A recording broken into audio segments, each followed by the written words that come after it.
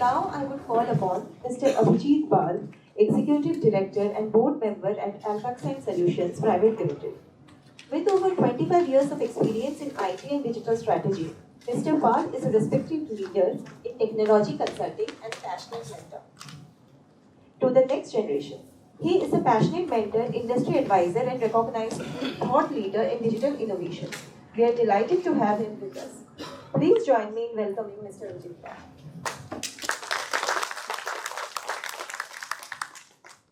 Good afternoon, everyone. Good afternoon. It's an honor and a pleasure to be here amongst all of you. It's not switched on. Strong press. Hello. Hello. Yeah. Yes, sir. It's an honor and a pleasure to be here with all of you today. I've been associated with VLM, this particular course, and I came to know today that it's a pretty old course that's there with IIM Calcutta for around 3 years, and mostly as a recruiter. I've worked with some of your alums in my last few years, and also as a speaker in some of your sessions, I think over the last, again, 2.5 years. But this program, I think, is a little different. And while I have a presentation which is purely of theoretical interest, and most of my, colleagues have already covered most of the points that I would want to share with you.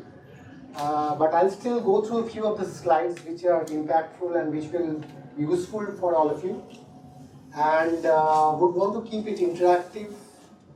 And also I was looking at the brochure given to me, and the class of 2026, the ratio of the batch size, the ratio, the kind of background you have, when I say ratio, the diversity ratio. So I think all of these will have some, or will need some discussions to be done in the course of this particular session. I'll try to maintain time. I know Prathamesh will be after me.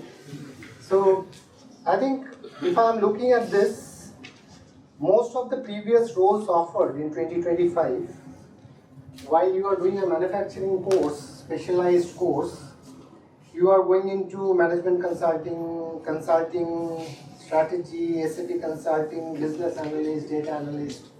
And I would want to understand before I go into the session, why is that?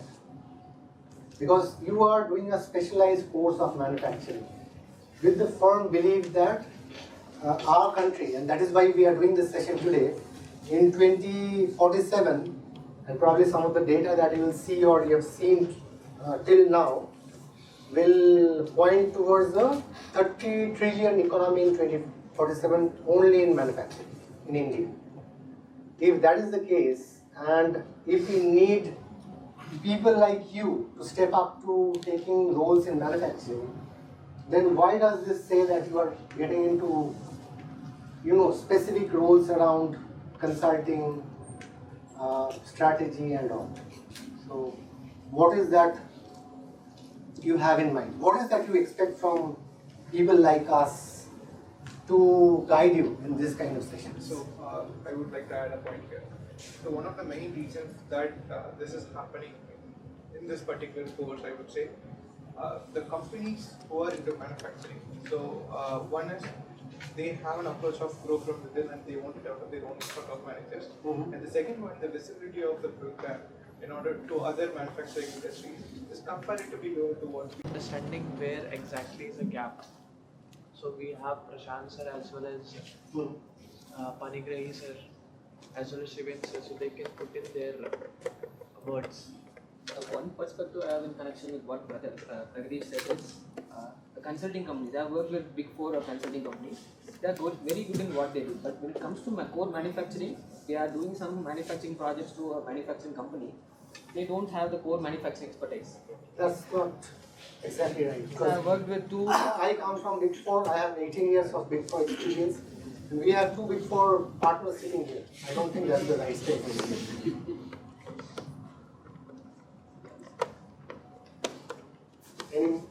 thoughts?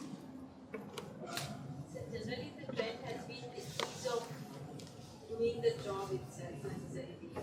In manufacturing, the work environment or the work culture has not been as great as how or where it is, like if you are working in any consulting company or any sort of GCCs for that example as well. So the trend has improving or is continuing to improve, but it has not yet reached a point where it becomes really attractive for people to, okay, yes, I want to go and work on for XYZ company because I am very much interested in what they are doing in terms of their future goal, rather than people are like, where is it easy for me to work? Is it in a shop floor working 8 hours near to the smelter, or is it sitting in an office and just logging work? Is it 12 hours working on a laptop? So it's no longer 8 hours work if you're working for GCC. So No, so I'm not saying this because I'm getting this response from a female, future leader. But I was doing some research while preparing this, and one of the objectives of manufacturing as an industry in India is to rationalize the ratio of the diversity ratio when we reach 2047 in manufacturing. So we are expecting in India there would be at least 40% of women, women colleagues working in the manufacturing sector along with the male counterparts. So the thought process that we would get a better opportunity or a work-life balance or a ambience or an environment in a GCC or an IT or a consulting organization will probably not be right in the next 5 to 10 years. So that's one of the inputs of the research that I have brought out. Any other thoughts? So, one point would be what the Indian manufacturing sector is offering. As a role, the companies can they offer the roles that as IIM graduates we expect? Do they have that potential, or do they have the vision to expand to offer that kind of roles who are specialized in manufacturing? So are they, that is one factor I think. Okay. I'll try to answer that as a part of it. And also, sir, the number of roles that are present in consulting is way much higher than the number of roles that are present in manufacturing company. They don't hire as much as a consulting company in a strategy company. So what do you think, and that's an important point, what do you think you as a consultant in manufacturing sector, say for example you join one of these large consulting organizations, what can you offer, and keeping in mind the kind of expertise you have gained in the last 5 years in industry and 1 year in this course, what can you distinctively offer as a professional in the consulting industry? What do you think? For myself, like if I speak from my perspective, I was working in consulting, but since I was a computer science graduate, what I did was integration of manufacturing and digitalization. Okay. So from my point of view, so what I provided is that my expertise which I have learned in the previous 4 years and how manufacturing industries are growing and how cloud as well as ERP, AI and how it's getting integrated. So I have done that previously, and after with 1 year of management education that I have gotten, I am going to do the same but with a management point of view, the finances, the growth, the product as well as. Let me quickly go through some of the slides, and as I said, I would want to make it interactive. Please ask. He has something to Okay, I want to take his presentation time. No, please. I think the perception which is in the current youth right now is like manufacturing is maybe not that space which is lucrative, which is not attractive. I think these days scenario has completely changed. So once you land up into this space, I think that's obviously I don't want to say about consulting is good or consulting is not lucrative, but I think that is much more to do, and that's what I think this kind of courses is offering the right blend. Because when you have experience, how can you integrate that? Obviously, I will talk more about in my session as well, because I am hardcore coming from manufacturing all along. And I just, on mind sharing, I'm not an engineer from background. So all along from the management, I'm heading manufacturing all across my country. Thank you so much, and you have a role model in front of you. So, and that is precisely what I was trying to tell her, that, while I represent the consulting fraternity I've been a career consultant for 25 years. I am not saying consulting is bad, as she said. You are most welcome to join consulting and any of the large or, boutique consulting firms. But, getting into manufacturing or some of these core sectors is where we'll actually have the chance to contribute to the growth of our country. You can make a difference. Yeah.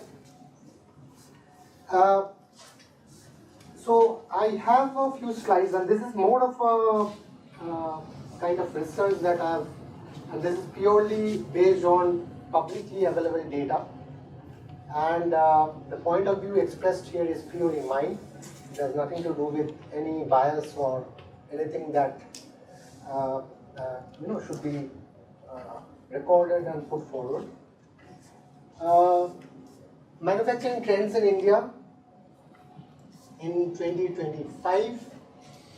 You see some of the data where the sectoral growth contribution, this is very important. We talk about manufacturing is a large sector, and you have several subdivisions or subcategories of manufacturing as the sector. And there are many ways of representing it. You know it better than me. But if you look at the primary ones, which says auto and EV is one of the leading subcategories of auto nowadays, which is probably going to overtake core auto manufacturing in the coming years. Electronics, pharma, textiles, chemicals, and this is purely India-based data. So the current manufacturing value of India is at 87.6 lakh crore Indian rupees. The workforce is 27.3 million. Export is around $37.4 billion, and the GDP contribution is around 16 to 17%. And these are again rough estimates. And when I show you the projections that we have for 20, and I've shown it, stage-wise, 2030, 35, 40, and then 47, which is what we are discussing about today. While these are projections, sometimes these are extrapolations that have been done based on data. But with the policies that the government is bringing in, with the different initiatives, the PLI schemes and other things that are going on, we are hoping that we would be somewhere there in terms of the numbers and the penetration, and most importantly, the positioning in the global market. So in 2047, we are expecting to be the third largest manufacturing hub in the world, with around, if I'm not mistaken, 30 trillion as a contribution towards the economy. And I think manufacturing would contribute towards 25% of the GDP of India. So that's the rough dashboard that has been extrapolated. I think key trends, very important point to note, and something that you was just mentioning, is the digital intervention. I think while I am a technology and a digital person throughout my life, but not because of that, we have been seeing increasing penetration of digital in the way manufacturing is being carried on, the various operations and the processes are being carried out. Now, when I talk about technology or digital, it heavily depends on the sector and how the processes in that particular sector is carried out. Because technology or digital is there to, enhance the process or reduce the cost, right? So essentially, the key fulcrum is the process. And if you look at manufacturing and the different business capabilities, processes, sub-processes today, you would see there's a heavy penetration of digital, and whether it's IoT or whether it's AI, whether it's all the other emerging technology areas that we talked about today that are going on around as buzzwords, there's a huge penetration and there is a huge potential also.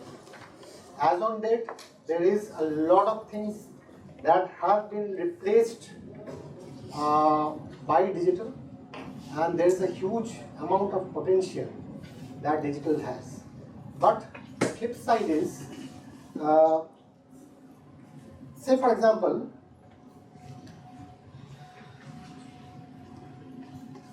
as a consultant, I'm just giving you an example. As a consultant, when we get a particular opportunity for a particular client, the first thing the salesperson would do is a needle analysis for that client. What is that? We will look at the different competitors of that client, and you all would know what a needle analysis is.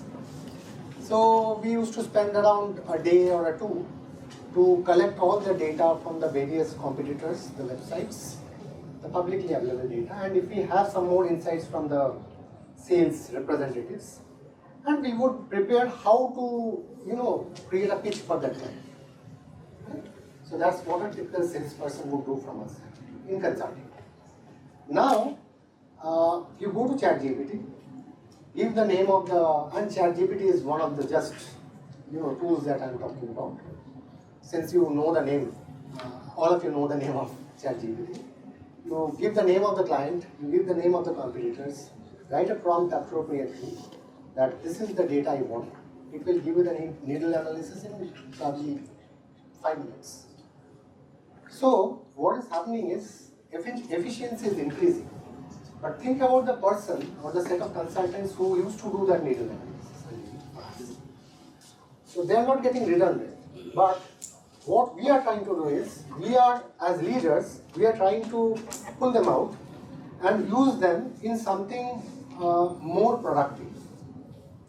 So what is happening is, even if you are going into the manufacturing sector, you will see this everywhere.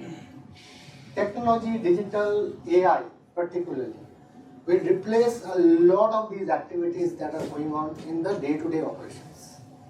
So you have to constantly, mature and evolve yourselves, learn new things, learn to innovate, and see how you can bring in this digital manufacturing shift.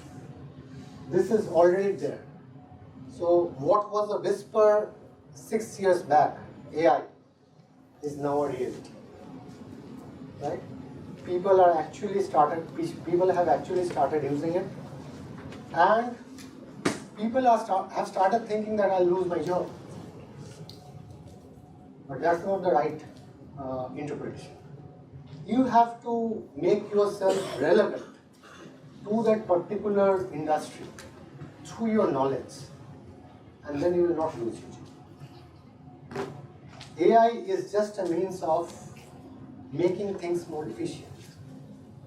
And that is how we'll reach to that 30 trillion we are talking about.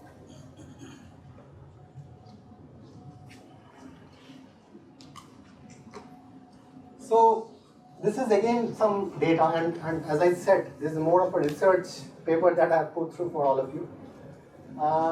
If you look at the global supply chain rankings, you see India is currently here. Right? And this is the current data, 2025. We are behind China, US, Germany, Japan, and South Korea, and who are, in most of the cases, are role models in the manufacturing sector.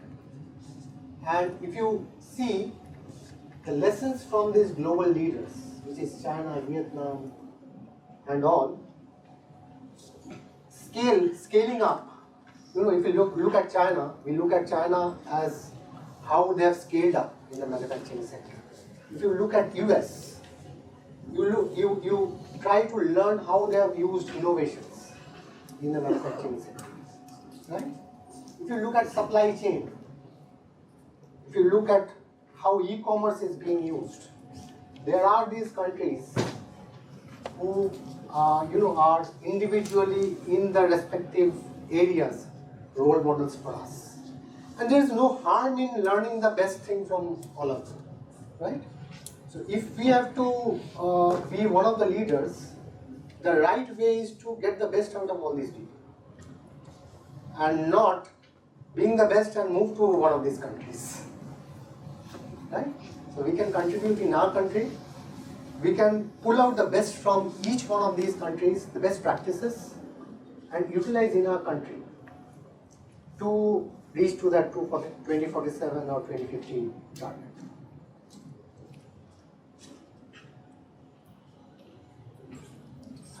I think policies are very important. Policies from the government are very important to reach this destination or this target. And some of the key policy, I'm not a government official. We had people speaking around this in our past sessions. But some of the data, again publicly available data that I found out.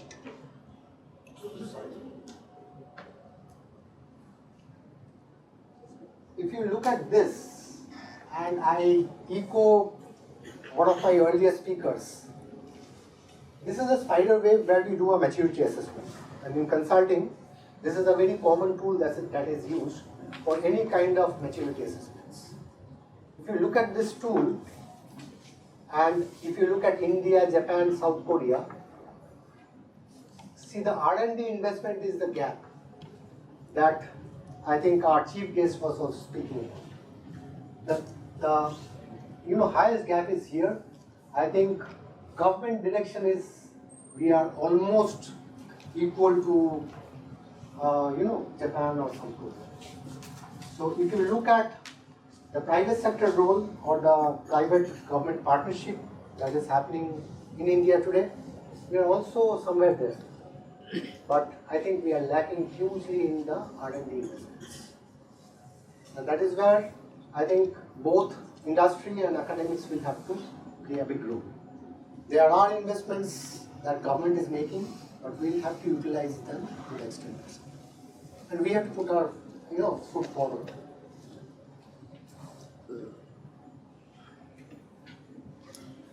(2030) and beyond. So till now we were talking about 2025. How is it looking 2030 and beyond? You see this where we have spoken about, or where we are speaking about the sectoral leadership. Projected global market share for India in all these sectors. And you would see in textiles we are, moving or cruising forward when we are talking about 2030.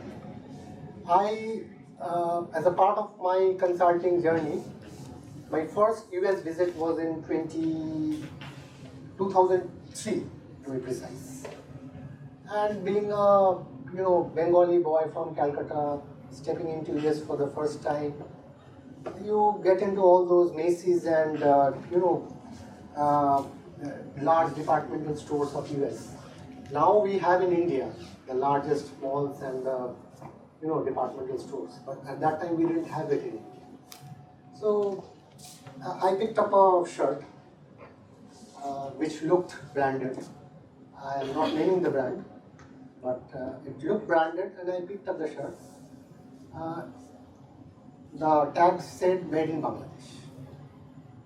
I said, how is it possible? Then, okay, I kept it. I didn't want a Bangladesh-made shirt from US. I picked up the next one. It said "Made in Vietnam." And that's the truth till today. I visited maybe US, UK. I keep on visiting these countries due to my professional role. And whenever you go there, you go to a shop, pick up the shirts and the branded ones. It's not the regular ones. It's the branded ones. They will show you "Made in Bangladesh" and Vietnam. So, and I have worked with the Bangladesh textile sector for some of the projects. They're really good. They're doing pretty good. So India is also, I think, moving fast here.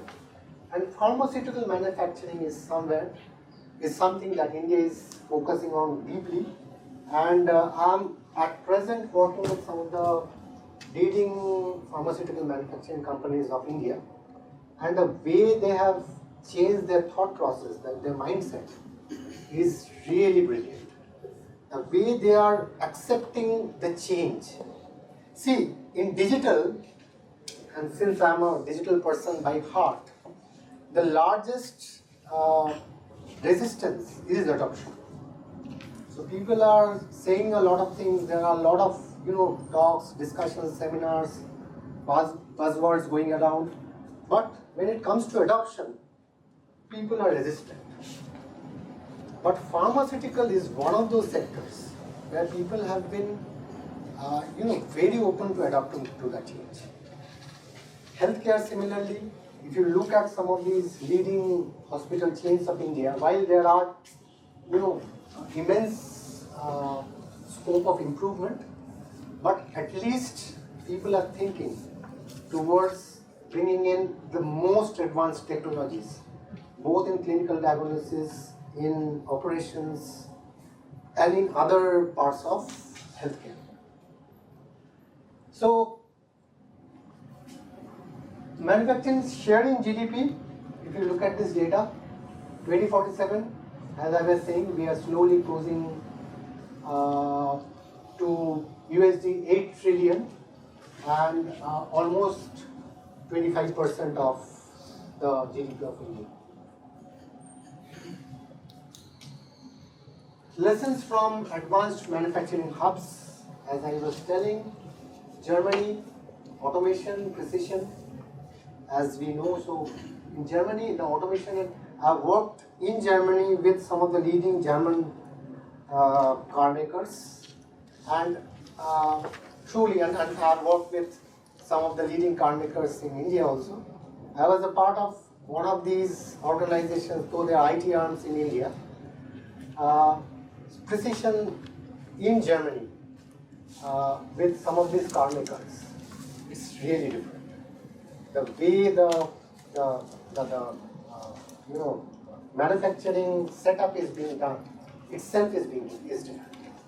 And obviously, as I was saying, the resistance towards digital, towards using technology or most of these emerging technologies has been very less.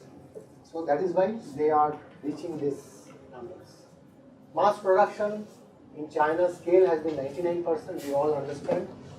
If you all are aware of the latest data, so we were talking about Tesla a few years back.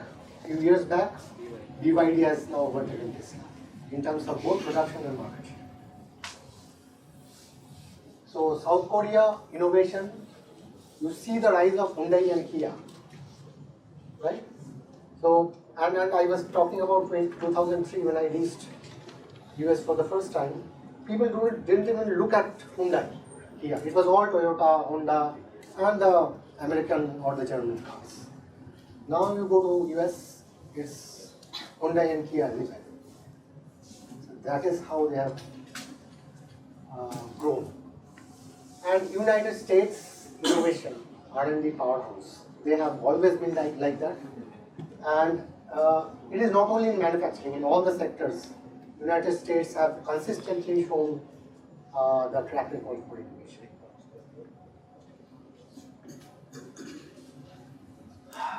This is an important point, and not because I am a digital person, but this is for sure.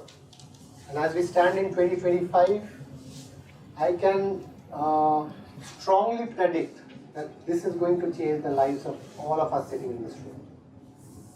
So the digital and AI revolution, the way we do work in the next 20 years is going to bring in a major and a massive change in our lives, right?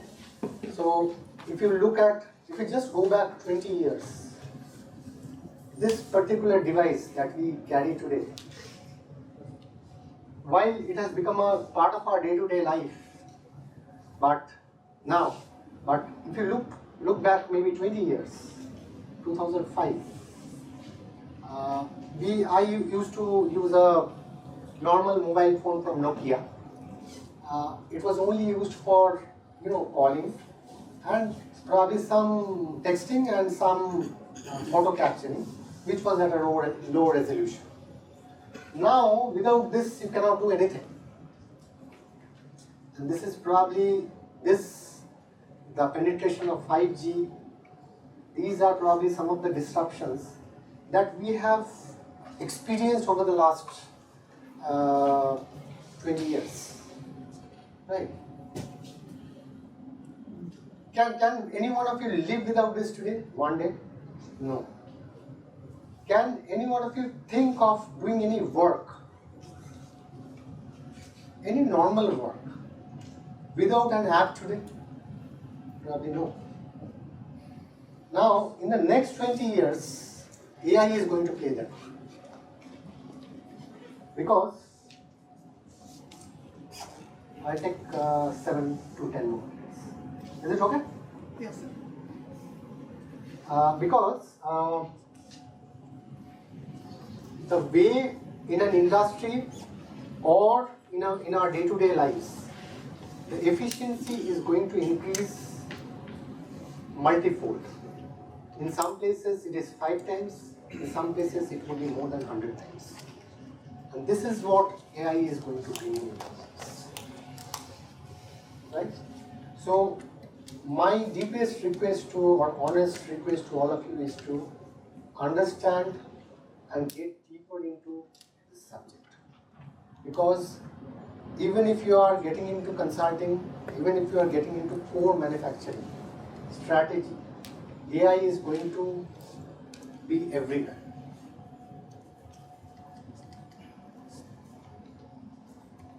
Case studies, I think, while I was talking about digital artificial intelligence, there is also a subject which is known as intelligent automation, which is a combination of all of these. Right? Some of us term it differently, but intelligent automation is the most common used term. And robotics, AIML, AR/VR, IoT, and all these are components of intelligent automation. And if you see the key technologies that will drive the change in the coming years and the kind of productivity gains that we are going to get from it in the coming years, the numbers are showing how we will be affected. And this is the opportunity for all of you. Now, if you look at or think in a way, where am I going to work as an employee, as an entrepreneur, or whatever you see yourself in the next 10 years, this is going to give you the opportunity. Talking about digital transformation and AI, so a lot of the industries which are there in India, especially manufacturing industries, they are not even at the level of automation, so they don't integrate their machines with the sensors. So how do you think that this will be helpful for them? With the leapfrogging is possible here, and to adapt to these changes is a really difficult one that we see in the near future. So for big conglomerates, we don't think this would be a problem. They can invest more and they can do this. How could we do this better in the upcoming? There is a possibly long answer to this, but the shortest answer, because I've been given a timeline by one of your batchmates, the shortest answer is probably you will have to take the responsibility and own up this change. You are the future leaders, and you have to take up the ownership to get this change happening. Because these are the extrapolations, predictions, and projections. Somebody has to do it. And probably you are the people. So his question was also, what if they fail? They will perish. I don't think there is any chance of failure here. Because if you look at our experience of the last 10 years, and the way the graph has moved up, there is very less scope of failure, and the data also says that there has been very less failures that has happened in all the sectors.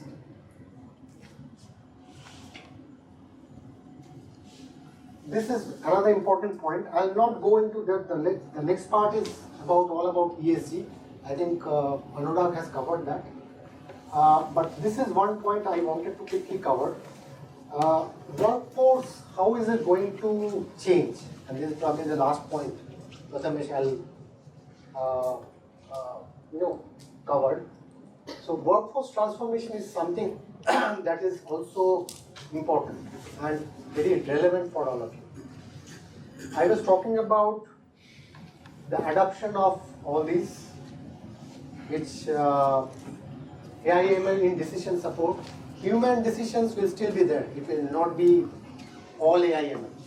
Critical decisions, empathy, and all those emotional intelligence will still be with human beings. But most of the decisions in processes will be done by AI. Industry 4.0, 200 million plus new workforce and around the 40% female workforce is what we predict in 2047 in manufacturing in India, which is a huge disruption again, right? Now, if you look at all these upskilling initiatives, I've shared this deck with Prathamesh. You can look into these in details. In fact, if you look at all these skill demand shifts, this is very important because this will guide you towards understanding what you need to learn and to be ready for the industry. Right? So please go through this. And how do you get into leadership? This was workforce transformation. This is leadership in future manufacturing. And if you look at this again, I think digital literacy, data analytics, sustainability expertise, innovation mindset, cross-cultural sensitivity, and change management. All these are important. And I'll just come back to you. And one more thing that I want to tell all of you. Just Google after this session. There is a report published by World Economic Forum on what are the relevant skills of 2030. There is no programming there.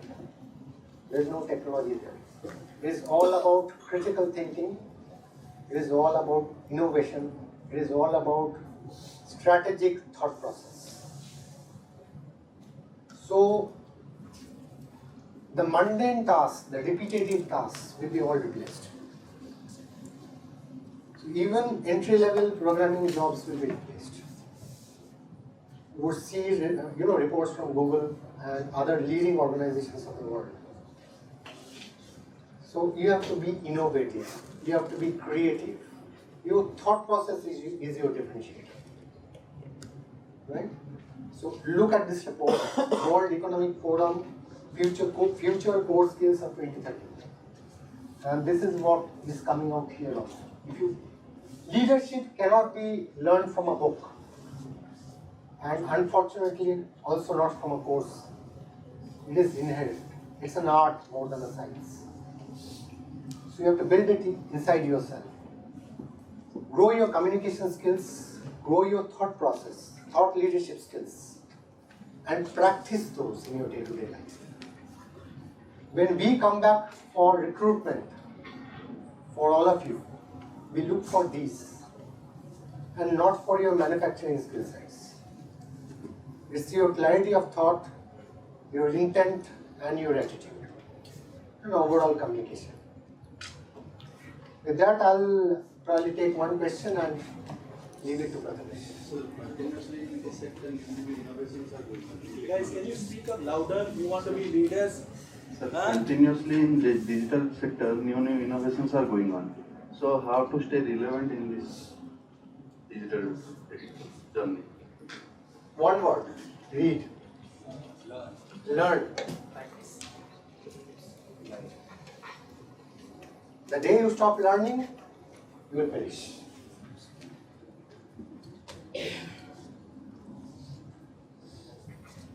See, in our childhood, people used to say थोड़ा बहुत पढ़ाई कर लो, college करके फिर life set है. नहीं, अभी वो सब नहीं होगा. अभी नहीं है. अभी नहीं होगा.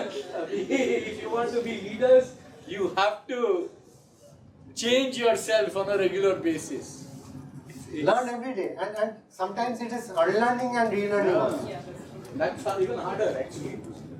So if I think at my age, मैंने तो 25 साल पहले जो सीखा था, that is enough for me to live my entire life. That's wrong. I have been unlearning what I have learned in 2010 and relearning today. And probably I have a lot to learn from all of you. And that is why it's always interesting and exciting to be in these sessions. Any further questions?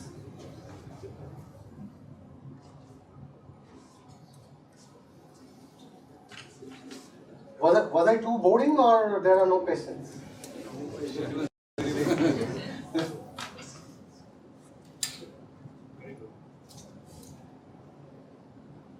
पूछो, कुछ भी पूछ लो. बाद में जब interview के लिए आएंगे हम ही लोग, तब पूछने का चांस नहीं मिलेगा. तो हम ही लोग पूछेंगे. Then the tables would have turned. Very nice, very insightful. I think this is the summary.